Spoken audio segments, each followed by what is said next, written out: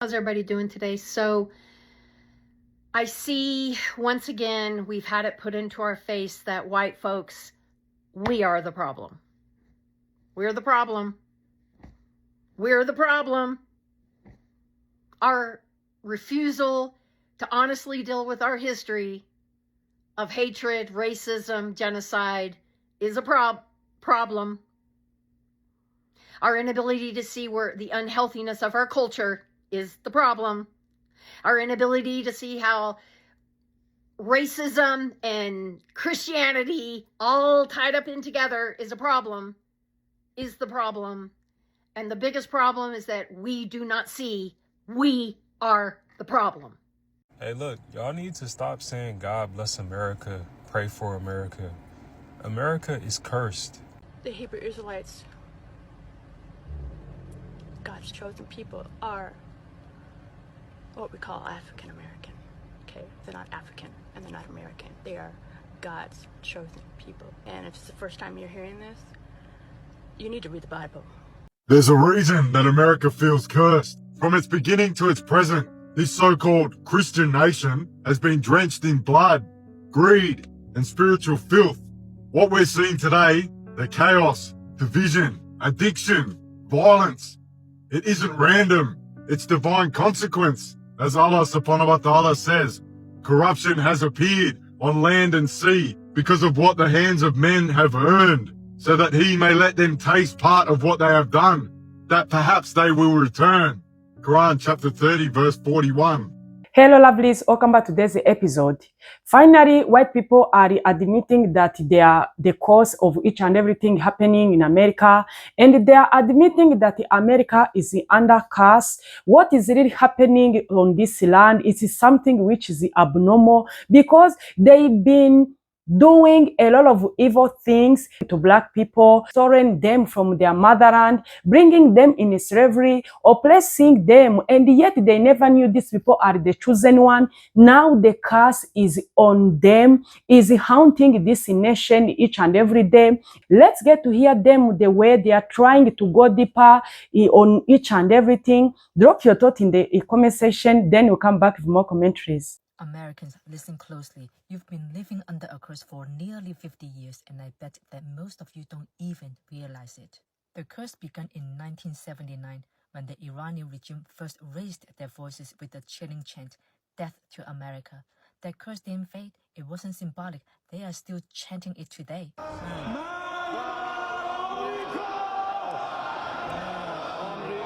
If you think this curse is only on the nation, let me tell you, you are wrong, naive, and ignorant. This curse has seeped into every part of our lives, our families, our children, our relationships, our health, our finances, and our peace. Look around. Does anything in life ever just work, or is it one storm after another? In Numbers 22:4-6, the king of Moab begged Balaam to curse the Israelites because he knew the power of words. Whoever you bless is blessed, and whoever you curse is cursed. This isn't just the Old Testament. This is a spiritual reality. Believe it or not, whether you love this nation or resent it, if you are here, you are in it. This curse doesn't wait for your permission. And for those living in America while speaking harm over it, even hoping for his downfall, understand this: you are not just speaking against a country, you are speaking destruction over yourself, your children, and your future generations. The question is, what are you going to do about it? If you are a follower of Christ, don't underestimate the power of words. Don't live in fear. Jesus gave us authority over every curse and attack. Stand firm in prayer. Jesus is with you. If this stirred something in you, drop a comment and share this with a friend. There's a reason that America feels cursed. From its beginning to its present, this so-called Christian nation has been drenched in blood, greed, and spiritual filth. What we're seeing today, the chaos, division, addiction, violence, it isn't random. It's divine consequence. As Allah subhanahu wa ta'ala says, corruption has appeared on land and sea because of what the hands of men have earned, so that he may let them taste part of what they have done, that perhaps they will return. Quran chapter 30 verse 41. America wasn't founded on freedom. It was founded on genocide and hypocrisy. Millions of Native Americans exterminated. their land stolen, their children kidnapped into Christian schools, where they were beaten, raped, and stripped of identity. The same people quoting the Bible used it to justify mass murder. Before the US even called itself a nation, it was burning women alive during the Salem witch trials, projecting its own evil onto others. They screamed about witches while committing acts far darker than any spell. They seek to extinguish the light of Allah with their mouths, but Allah will perfect his light. Quran, chapter 61, verse 8. What they call purity was actually paranoia, fear, and hatred, the very foundation of their empire. Then came Mormonism, born into the same soil, mixing Christianity with paganism, polygamy, and blood atonement. These were not fringe movements. They shaped US politics and culture, from Manifest Destiny to God Bless America. The nation began to believe it was chosen by God to dominate others. That's not faith, that's arrogance. The Prophet Muhammad warned, arrogance is rejecting the truth and looking down on people. Sahih Muslim 91. And what's more arrogant than a nation claiming God gave it the right to rule the earth, just like Israel is doing right now, and its people, the chosen ones, the very same people running America. Just look at the culture. The United States produces more serial killers than any other country in history. Over 3,000 known cases. Hollywood glorifies cannibals, serial killers, and demonic acts. It celebrates sin as freedom. Even Netflix has turned human depravity into entertainment. This isn't coincidence. This is a mirror, a reflection of the nation's inner sickness. Then the hearts of those who disbelieve became hardened after that, like stones or even harder. Quran, chapter 2, verse 74. The same obsession with horror, violence, and death runs through its politics, its movies, and its streets. When a nation normalizes evil, Allah removes mercy from its heart. The American empire didn't stop at home. It expanded, invading, occupying, and toppling over 80 countries, from Vietnam to Iraq, from Iran to Libya. Millions of lives lost in the name of freedom. Their military doesn't defend, it dominates. They maintain over 750 military bases all across the world, controlling oil, currency, and governments through blood, and do not commit abuse on the earth, spreading corruption. Quran, chapter 2, verse 60. And yet they call Muslims terrorists. The biggest terror organization on earth wears a suit and waves a flag. Islam forbids everything America profits from. Interest, pornography, gambling, intoxication, exploitation, and oppression. So they attack it. They bomb Muslim lands, invade other nations, steal resources, and brainwash their citizens to fear Islam. They demonize hijabs, but glorify nudity. They ridicule prayer, but worship money. They want to deceive Allah and those who believe, but they deceive none except themselves, yet they perceive it not. Quran, chapter 2, verse 9. America doesn't hate Islam because it's violent. It hates Islam because it's pure, because it exposes the filth that they live in. Behind the American flag lies another flag, the Zionist one. For decades, Zionist lobby groups like AIPAC have dictated US foreign policy. Presidents come and go, but the alliance to Israel never changes. Billions of dollars are sent yearly while American cities decay, poverty rises, and children die from fentanyl. You see, many of them taking the disbelievers as allies. Evil indeed is that which they have sent ahead for themselves. Quran, chapter 5, verse 80. The same elite networks, banks, media, Hollywood, and tech promote degeneracy, destroying faith, and manipulate minds. Their goal, to make humanity forget God so they can play God. Have you noticed America's obsession with monsters, vampires, demons, and the apocalypse? It's not entertainment. It's confession. Its myths mirror its crimes, from witch hunts to cannibals to mass shooters. America creates monsters because it is one. It projects its own darkness onto screens so people never see it in the mirror. And thus we made the oppressors allies of one another because of what they used to earn. Quran, chapter 6, verse 129. Just look at America now, divided, decaying, drowning in drugs, shootings, suicides, and debt. Its people no longer know right from wrong. They mutilate children, glorify sin, and call it progress. Its youth reject God. Its leaders worship wealth, and its military serves Zionist greed. When we intend to destroy a town, we command its affluent ones, but they definitely disobey therein, so the world comes into effect upon it, and we destroy it with complete destruction. Quran, chapter 17, verse 16. That is what's happening right now. America is being destroyed, not by enemies abroad, but by the rot from within. The United States calls others terrorists, but it has terrorized the planet. It preaches morality while funding genocide. It claims to defend freedom while silencing truth. It builds idols of liberty while worshipping satanic systems. And every empire built on blood ends the same way. Rome, Babylon, Pharaoh, and now Washington. Do not think Allah is unaware of what the wrongdoers do. He only delays them for a day when eyes will stare in horror. Quran, chapter 14, verse 42. America's downfall is not political, it's spiritual. The curse it unleashed upon others has come home. You cannot mock God, slaughter nations, and poison the earth without consequence. The land cries out, the blood speaks, and justice is coming, whether through history or through divine wrath. And perhaps then the world will see that Islam was never the enemy.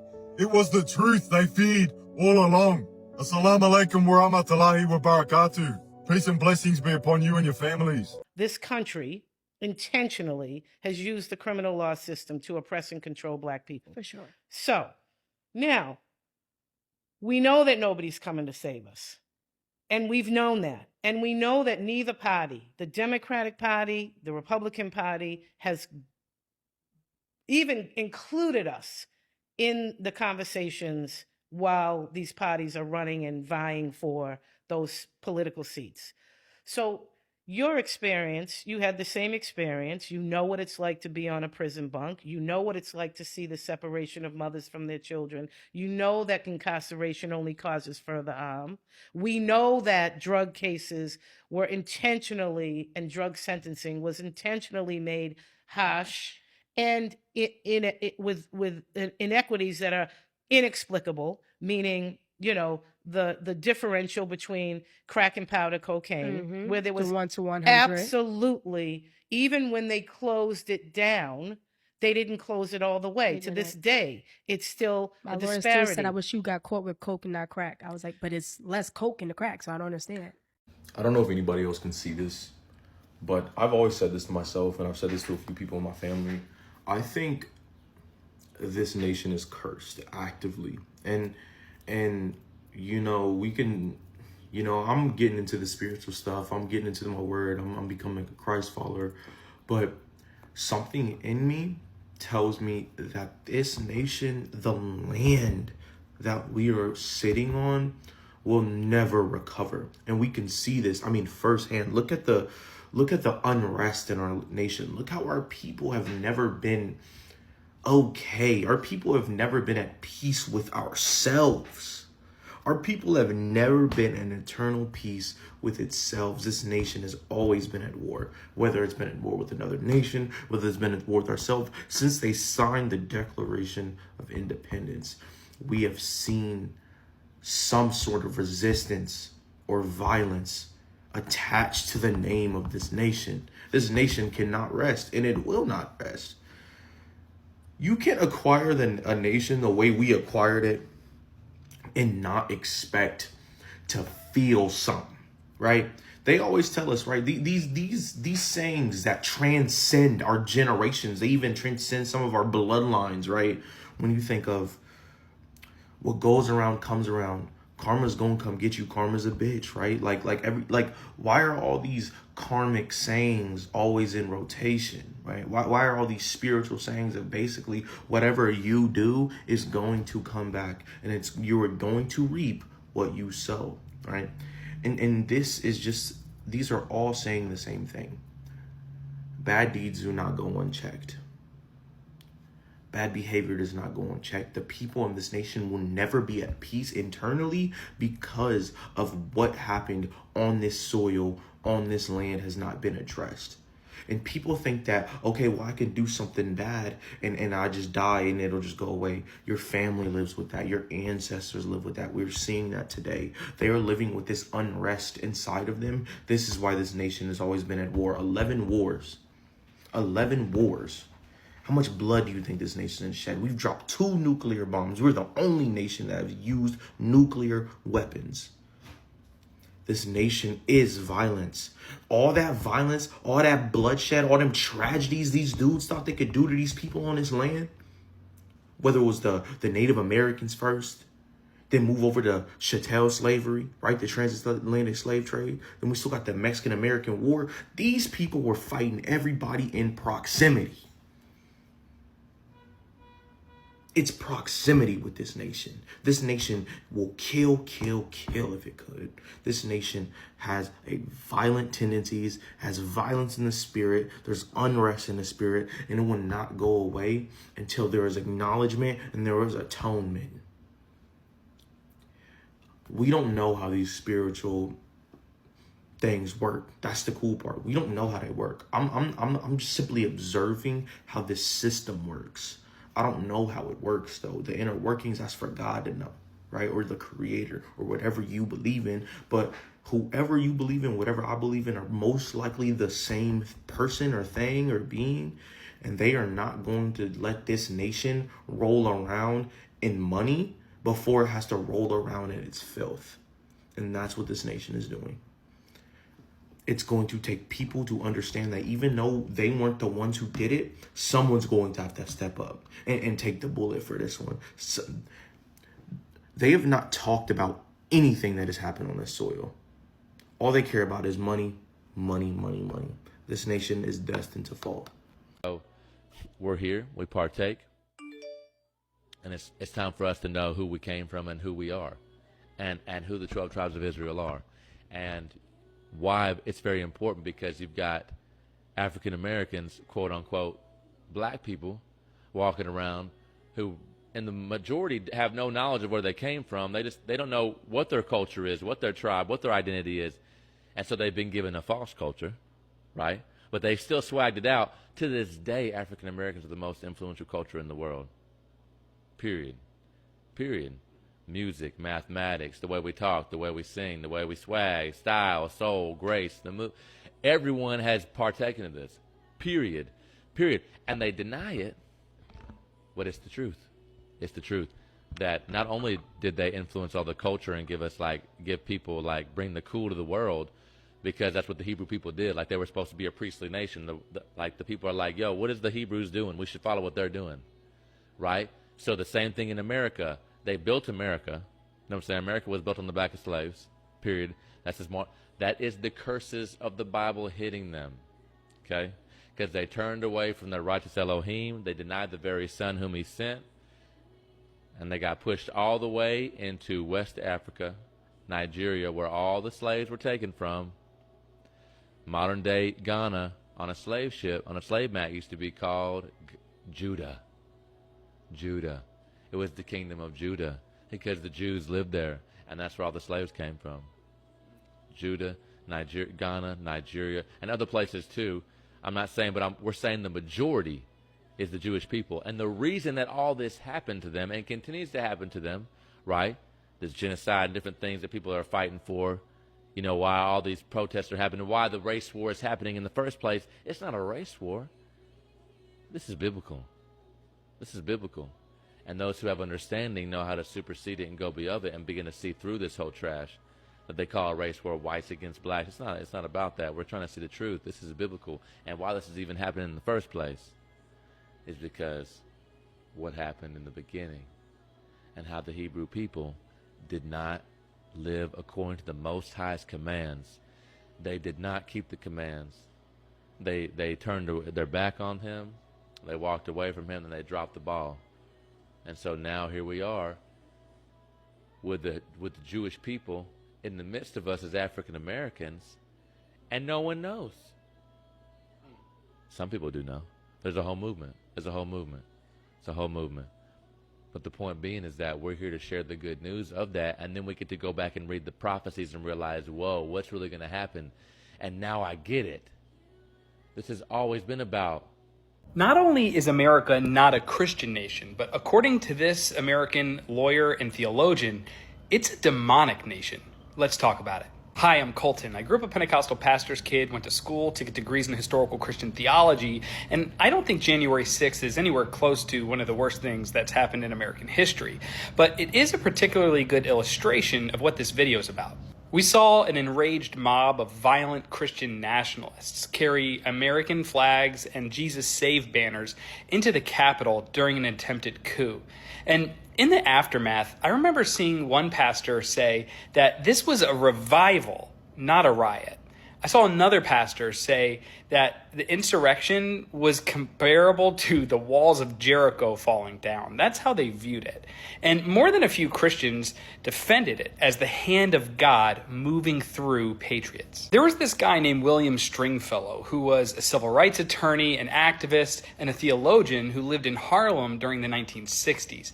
He wrote this book called An Ethic for Christians and Other Aliens in a Strange Land. Stringfellow used the language from Ephesians chapter 6, verse 12 to talk about America being the demonic principality of the power of death. In this passage, someone, purportedly Paul, although that's hotly contested by the scholarship, says that we wrestle not against flesh and blood, but against principalities, against powers, against the rulers of the darkness of this world, against spiritual wickedness in high places. And in context, this is essentially naming the unseen forces that work through empires and institutions and ideologies. Not just like metaphors, but Stringfellow actually took this seriously. For him, these powers and principalities are the spiritual and institutional realities that shape human life, and often without our awareness. Stringfellow didn't think that demonic principalities came wearing horns and red capes, but they came dressed in flags and standing in pulpits, using the language of freedom, family, and faith. He saw them as real forces that were spiritual, systemic, and seductive. He saw them operating as governments, corporations, and even churches. Really, any institution that takes on life of its own and demands allegiance, resists accountability, and functions to preserve its own survival at the expense of truth. Stringfellow said that these forces aren't always obviously evil, that they pretend to be good because they disguise themselves as righteous and they speak in the name of God while dealing in death. Put simply, he saw America as a principality pretending to be God. For Stringfellow, this is why so many churches have lost the capacity to tell the truth. And this is why Christians defend war as holy or see billionaires as blessed, use law and order language like it's sacred, but then mock mercy. No wonder so many churches have prioritized the idea of personal salvation.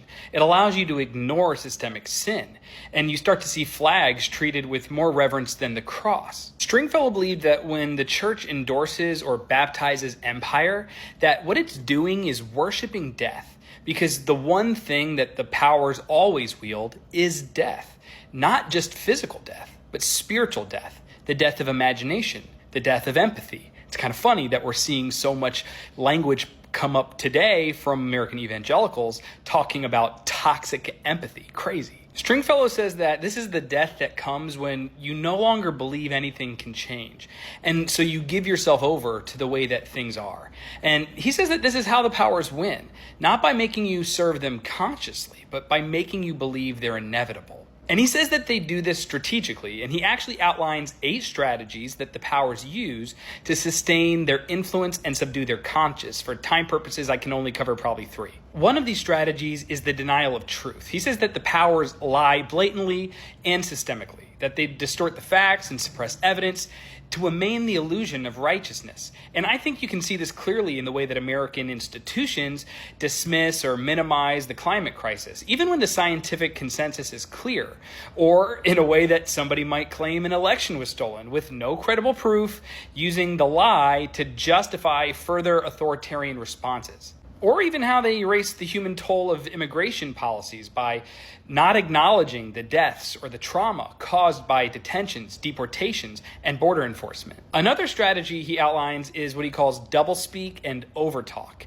in the Orwellian sense. And he's not just talking about lying here. Here he's talking about drowning the truth in euphemism and noise. So think about the way that we use terms like enhanced interrogation to mean torture, or collateral damage to mean dead civilians. Pundits and politicians will often flood the discourse with slogans like law and order, things that obscure who's actually making the laws and whose order is being preserved in the first place. And I think that when the language is corrupted, so is the conscience. Then there's surveillance and harassment. Stringfellow says that powers protect themselves by targeting dissent. And you can see this in the way that law enforcement agencies are starting to track protesters with facial recognition, or even as quietly as IRS audits and donor blacklists for faith leaders who challenge Christian nationalism. That's happening. Keep in mind, this was written in the 1970s, the early 70s. He talks about journalists facing threats for exposing state or corporate wrongdoing, and clergy who speak out being dismissed as, just political or divisive or even unpatriotic. The goal here isn't just to punish, it's to intimidate, to discourage anyone else from stepping out of line. And this is why Stringfellow didn't just call the church to critique the state. He was actually calling the church to exercise the state, to name the idols clearly, and to unmask the spiritual lies that are there beneath the political power. Stringfellow was begging the church to refuse to worship at the altars of relevance, respectability, and return on investment. And in a world where even the church can become possessed by the spirit of empire, Stringfellow believed that the only faithful church is the one that looks like Christ, poor, despised, and truth-telling, willing to die rather than to kill. This time around, white people are admit that they are the problem America have right now, because according to them, they started to analyze the genesis of each and everything, and finally discovered that what is really happening in America, it was because all they did at the first place. You remember, before these Europeans came down on this land of America, they were Native Americans. They came, they analyzed them, they studied each and everything, they deleted their history, they make them trash, miserable. Do you think you are going to live peacefully after stealing someone's land? The second mistake they made, they brought slavery. During that slavery, they went so far, going to store Black Americans, and these people were the chosen one. Where God is chosen people, they are true Hebrews. When we are talking about the Bibles, these are the people God has been among them. God has been walking among them. There is a lot of promises God promised them, and these colonizers went and stole those chosen one. And the Bible says, don't touch the chosen one, the anointing one. They brought these people from Africa. They brought here in slavery. They oppressed them. They did each and everything bad to harm their body, their life, each and everything. Most of them lose their lives. This time around, this land, it carries a lot of sins because of these people who lose their lives here. Even if their souls are still crying for justice, they are still crying for their descendant, what they are passing through till death. They are still complaining on God. See what is really happening. See our people, our great-grandkids, what they are passing through. No wonder these white people, they are trying to say, us, we are the problems. If it was not for us who came here to do all these sort of things, we wouldn't be cast. But for us to oppress these God's chosen people, we no longer have a blessing. Where God is going to start blessing us when we committed all this atrocity, all those sort of things. And when you try to see, this Chinese woman is trying to say, this is not the first time America is under caste. This is something which has been there back days. She's trying to tell us more about the history. It's a lot, it's a lot, it's a lot. It's a lot. America has done a lot of things. Even in the system which is operating right now, it's under a lie. They build it under a lot of things of scams here and there. They oppress a lot of nations across the world. They store a lot of things. And this time around, when we see the life is getting harder and harder each and every time on American people, some they couldn't understand the meaning of each and everything. It doesn't mean you don't work so hard. It doesn't mean you are lazy. But this system who has been there oppressing you is starting to shake in a spiritual way. It's starting to shake in a way, even physically you can see that it's and everything is starting to be destroyed because they no longer put each and everything together. They are scattering their policies. They are bringing confusing policies. No wonder we are seeing each and everything right now is looking so hard. When people came out to brought this administration back in office, they thought that they are the only hope they have. They are going to put each and everything in place. They are going to bring America great again in those back days. They are going to do each and everything so that each and everyone will started to feel now we are having a good America. But no, you will never see something like this. When you see some people saying, play for America, when you are playing for someone who don't want to change, what are you doing? You are doing nothing. America has a lot of good Christians. America have a lot of spiritual Christians. This is something you can't deny. But you could ask yourself why we are keep seeing all these sort of things happening. Why we are keep seeing black people suffering. Why we are keep seeing this poverty entering on this land. And yet, you know, each and everyone knew that America is a great nation. But see, American people are no longer have any blessings. Homeless people are losing their job massively. People are no longer able to eat twice a meal a day as they used to do in back days. People are no longer able to buy house. Each and everything is getting expensive. People used to do one job in those back days and they've been having a good life. But see right now, each and everything is scattering. Each and everything is going south till a lot of people are confused. Don't be confused. This is the system which is starting to get calmer. They are starting to crumbling because all those of things they've been doing. You can't tell me that they are going to keep be blessed when there is no blessing. When God said, when you choose to disobey me, I'm going to lay a curse on you. I'm going to remove each and every blessing. When you obey my rules and law, I'm going to bless your nation. I'm going to bless your fruits. I'm going to bless your land. I'm going to bless your children, your generation to generation. I'm going to bless each and everything. But now see, nothing. A lot of families are struggling because of the spirit which is leading this land. A lot of Christians which are praying day and night, they no longer know what to do because they are on this land which is still having a lot of problems in a spiritual way. How are you going to progress when your foot are operating in a land which is under a curse in a spiritual way? How are you going to manage? No wonder we are seeing a lot of people who've been progressing, who've been doing well. They started to complain. They started to say, my business is no longer moving. I don't know what really happened. I know what is really happening. It's because even the sky of this land, each and everything is under control of it's a lot. Guys, let me know what you think today's episode. Drop your thought in the comment section. Thank you for watching. See you in the next episode. Bye.